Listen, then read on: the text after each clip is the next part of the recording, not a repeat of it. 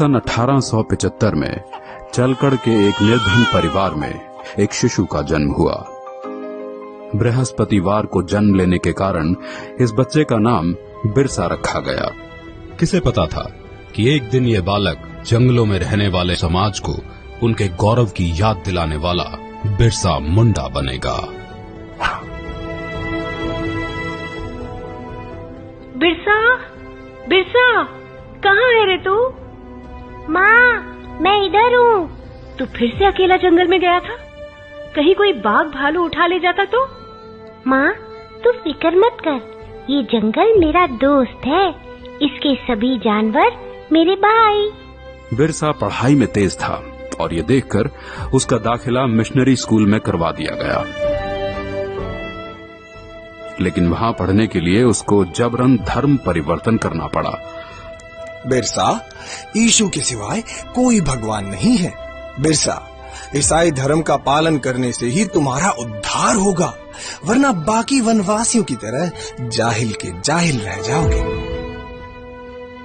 जैसे जैसे बिरसा बड़ा होने लगा, वो अंग्रेजों के अत्याचारों से परिचित हुआ और समझ गया कि अंग्रेज उनसे उनके जंगल छीनना चाहते हैं और ईसाई पादरी जंगल में रहने वाले सभी हिंदुओं को ईसाई बनाना चाहते हैं। आपको हमारी मदद करनी होगी ताकि हम जबरन सभी आदिवासियों को ईसाई बना सकें।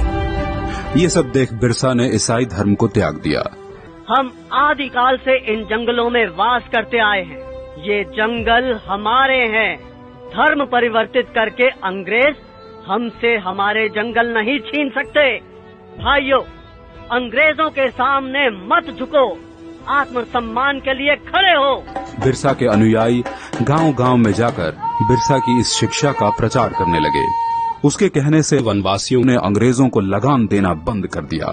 ये सब देख अंग्रेजी हुकूमत तिलमिला गई और उन्होंने बगावत भड़काने के जुर्म के लिए बिरसा को 2.5 साल की कठोर कारावास की सजा सुनाई। लेकिन बिरसा का आंदोलन अब रुकने वाला नहीं था। न वनवासियों ने लगान दिया, न बेगारी की।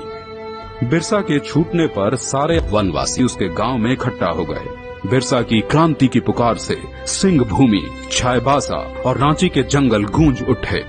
अब वक्त आ गया है जब हम अपनी जमीनें अंग्रेजों से वापस लेंगे और एक नए सतयुग का आरंभ होगा। हम इस धरती के पुत्र हैं और यहाँ हमारा राज होगा। बिरसा गांव-गांव घूमकर अंग्रेजों के खिलाफ मोर्चा बढ़ाने लगा।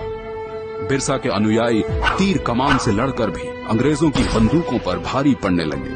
वे जंगल से आते और अंग्रेजों को मारकर गायब हो जाते। जिस तरह बिरसा हम पर और हमारे ठिकानों पे हमला कर रहा है, ऐसे तो ईसाई धर्म का यहाँ अंत ही हो जाएगा। बिरसा वनवासियों को ईसाई बनने नहीं देगा। हम बिरसा के सिर पर भारी इनाम रखेंगे, फिर देखते हैं वो भागकर कहाँ जाता है। हाँ, क्यों नहीं? रुपयों के लालच से भी किसी वनवासी ने बिरसा से गद्दारी नहीं की और अंग्रेजों को एक के बाद एक हार का सामना करना पड़ा।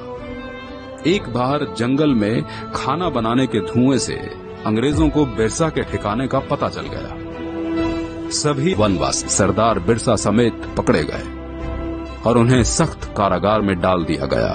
बिरसा की कमर और पैरों में लोहे की बेड़ियां डाल उसे एक छोटी सी कोठरी में बंद कर दिया गया। अंग्रेजों ने उसके खाने में आर्सेनिक नाम का जहर डालकर उसे मरवा डाला और दुनिया को ये बताया कि वो हैजे से मर गया। मात्र 25 वर्ष की आयु में बिरसा अपने धर्म और देश की रक्षा के लिए शहीद हो गया। 25 साल में इतना कुछ करने वाला कोई आम इंसान नहीं हो सकता और यही कारण है कि बिरसा मुंडा को भगवान का अवतार माना जाता है।